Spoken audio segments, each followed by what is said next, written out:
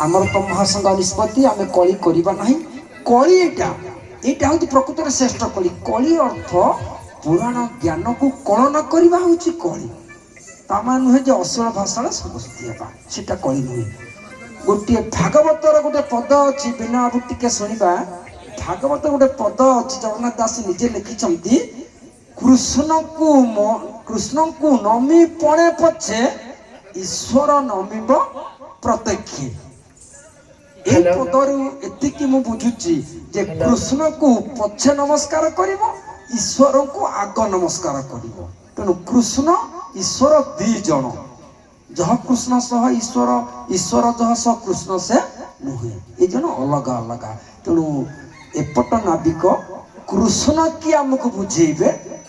कृष्ण संपर्क रे एपट नाविक ईश्वर की आमको बुझेबे यदि पद देखिबा आलोचना हो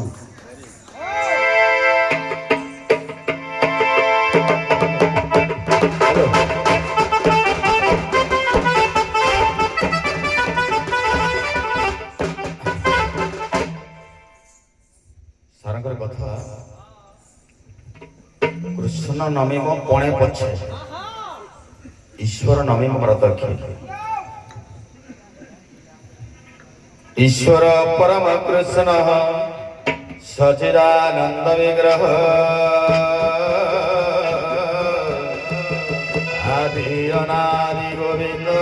कारणं सर्व कारणं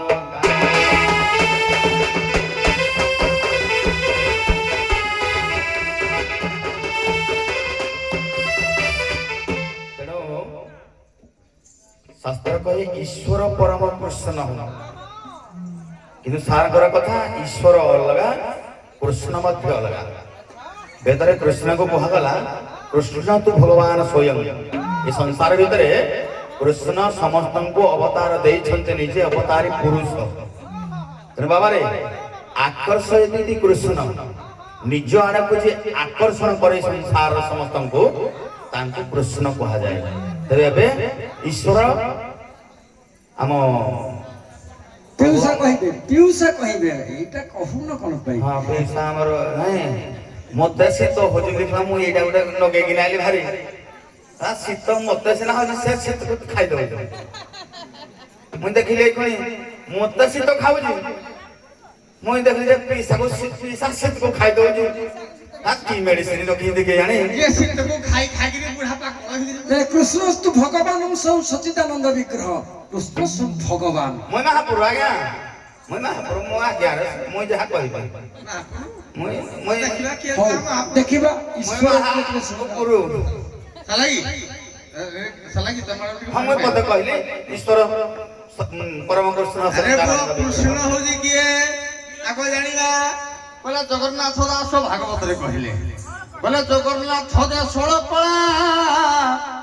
ये कहू कोळा आनंद बळा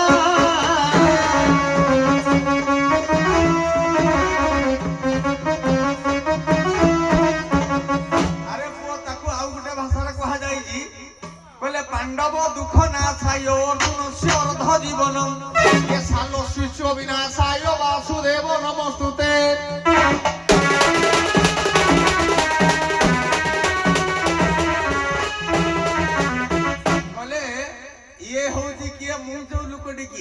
जगन्नाथ दास पुणी कहले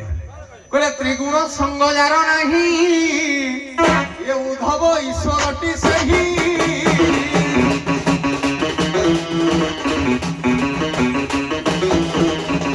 आज्ञा सेते कहा जाय जे श्रीमद भगवत ऋग्वेद रे कहा जाय जे ईश्वर सर्वभूताना लेखा है कृष्ण सर्वभूताना केबे लेखा है काहे की लेखा हेइलानी काहे की तेणु हमर लेखा है जे ऐश्वर श्रीमद भागवत भितर ऐश्वर्य सम उग्रस्य जस श्री श्री श्री ज्ञान वैराग्य सड़ा भग इतिरितिमी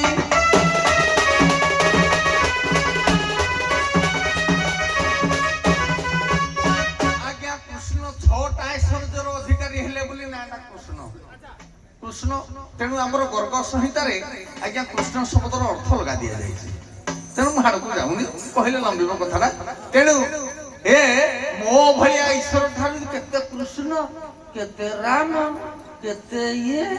କେତେ ସ୍ୱୟଂ ନିଜେ କୃଷ୍ଣ ଉଦ୍ଧବକୁ କହିଲେ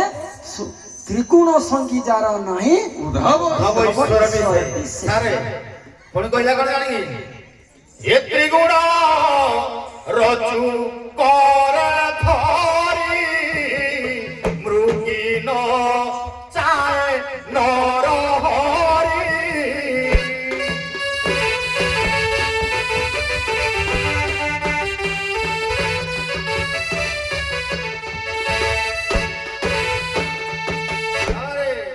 ନରହରି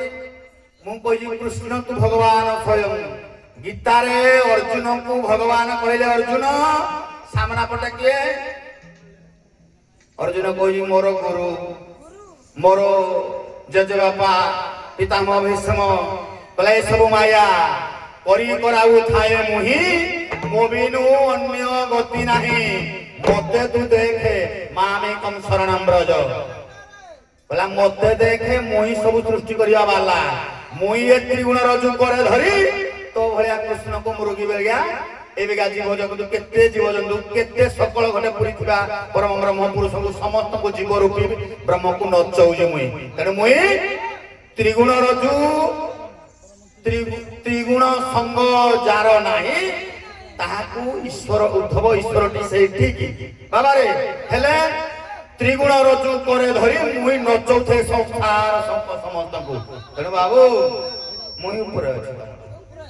मुई समस्त को आकर्षण करे मो पाखरे जो जादू अछि मोर द्वारा समस्त घिंची हे जाती अरे पुओ पदटा जहा कहू तो ठीक किंतु हेलो अर्थटा हो उल्टा पर हां मृगी नचाए नर हरि लेखा है ये मृग हैला किए एठे नर हैला किए एठे हरि हैला किए तीनटा को अर्थ को आनिबा ये मृगी त्रिगुण तीन गुणर रज को अधिकारी केवल हेले ईश्वर ईश्वर सर्वभूतानां कहीं कह जाइछि ना जेतेबेले कहले सर्वधर्म परित्यज मामेकं शरणं व्रज अहं त्वां सर्वपापेभ्यो मुख्ये स्वाभिमांसुच से सिना कहि देले कथाटा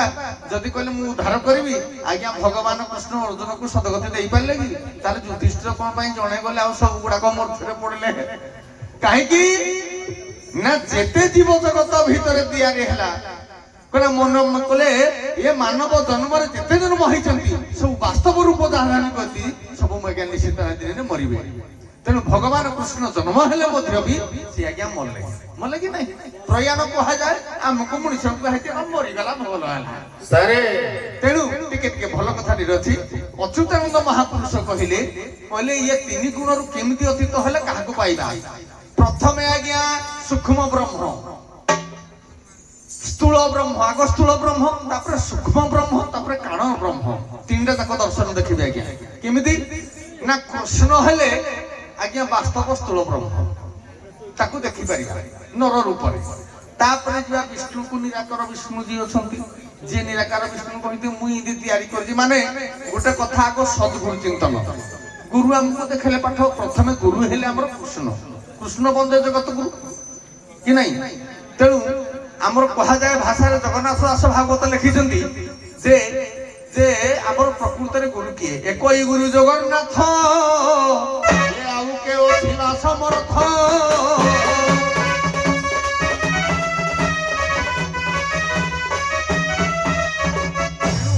अच्युतानंद को भाषा रे कहिले कहले जे प्रकृत में किमिति जानिबा ब्रह्म किए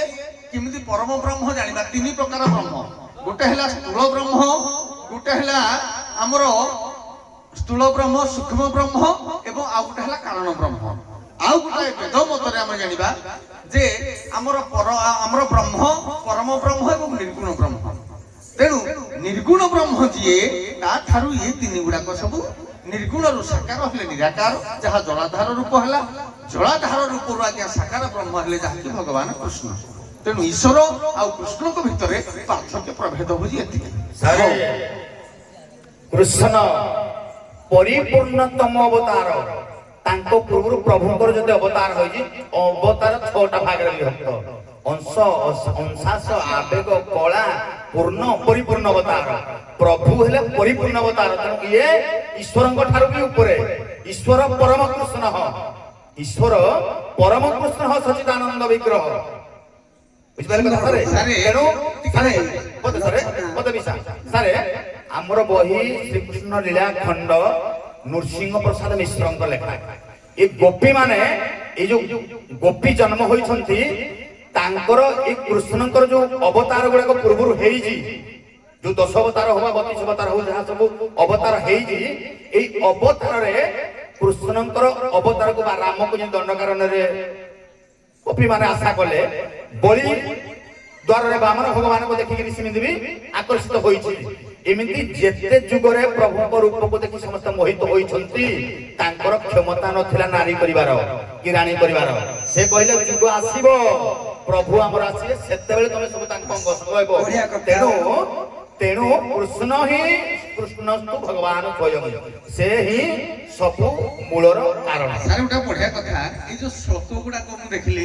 ବହୁତ କବି ଭୁଲ ଲେଖିଛନ୍ତି ନା ପାଠ ଭୁଲ ଲେଖିଛି ମୁଁ କହିପାରିବିନି। ଏଇ ଶ୍ଲୋକଟା ସ୍କନ୍ଦ ପୁରାଣ ଲେଖା ହେଇଛି, ମୁଁ ଗାଏ ଏ ଶ୍ଲୋକଟା ଓମ୍ କୃଷ୍ଣସ୍ତୁ ବ୍ୟାସାୟ ସଚିଦାନନ୍ଦ ବିଗ୍ରହ ଆଦି ଅନାଦି ଗୋବିନ୍ଦମ ଓଂକାରମ୍ ସର୍ବ କାରଣ, ଏଟା ବି ଲେଖା ହେଇଛି ନିଶ୍ଚିତ ଭାବରେ। ଶୁଣନ୍ତୁ, କିନ୍ତୁ ତମେ ଗୋଟେ ପଢୁଛ ମୁଁ ଦେଖିଲି ସେ ବି ଗୋଟେ ପଢୁଛ। ଆଜି ଏଇଟା କୋଉଥିରେ କହିଲ ଲେଖାଟା? ଏଟା ସ୍କନ୍ଦ ପୁରାଣ କାଶୀ ଖଣ୍ଡ। ତମଟା ହେଟା କିନ୍ତୁ ଏଇଟା ଆମର ଅଛି ବହି।